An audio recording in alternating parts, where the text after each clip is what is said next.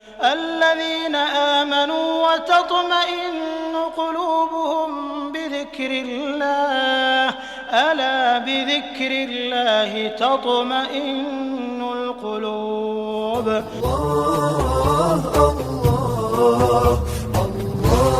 السلام عليكم Sheikh Moutasem. Salam alaikum. Alhamdulillah. So you had a good trip from Toronto this afternoon? It was okay, alhamdulillah. It was okay. It wasn't too bad. All right, so I won't to take too much of your time, but I have some questions for you based on the course that I attended with you, and I was really impressed. And then I went into your resume, and I was impressed with your learning, both from the religious perspective, because you have studied under the professional students of Sheikh al-Albaani, and also you are a certified professional training specialist and a coach in leadership development from American Institute of Professional Studies. And also you have masters in leadership, right, from St.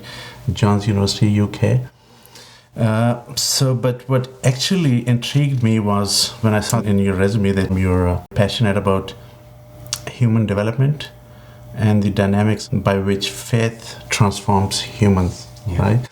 So that really intrigued me. I was just thinking to myself that getting to that self-actualization state, that azima that you called it, right, or the ihsan level, it needs to begin somewhere, right? And where it actually begins is with that self-awareness, right? But for that self-awareness, I'm thinking that we need to have a good understanding of what the self is, right? And is it just the physical entity, or are there some other elements that are part of this entity? So if you could begin there, and then we'll build on that, inshallah. Yeah. In the name of Allah, the merciful, the compassionate. Peace and blessings be upon our Prophet Muhammad sallallahu alaihi wasallam. Well, I believe this is the big question. What is the self? What does that even mean? And interestingly, in all languages, the word self is quite an elusive thing. It doesn't denote or refer to a specific entity. It's used very loosely in all the cultures. And I think this refers to a fact about the nature of the self, that it's not one thing. And it's not this specific thing that you can identify and sort of like put borders around or put it in a box. The nature of the self is quite dynamic. So identifying the self is a challenge, and I think, to be fair to the subject, is that defining the self is a personal experience. There's no definition for the self. Everyone has their unique experience with who they are, what they are, and how they should approach themselves. And there is no substitute for self-discovery. Like, there's no one model, hey, learn this model, you'll figure out yourself, or take this test and you will figure out yourself. All of these are delusions.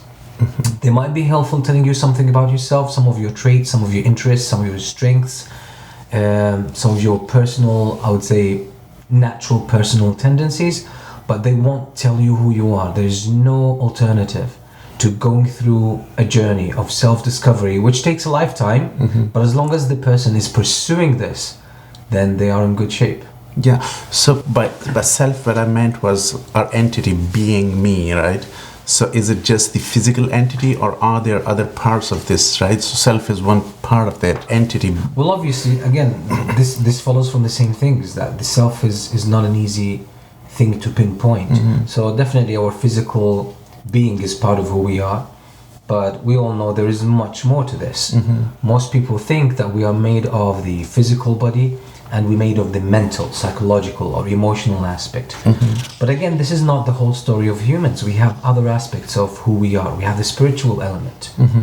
We also have the social element. Some people might argue it's a psychological, emotional, but it's just a different dimension, the social aspect of who we are.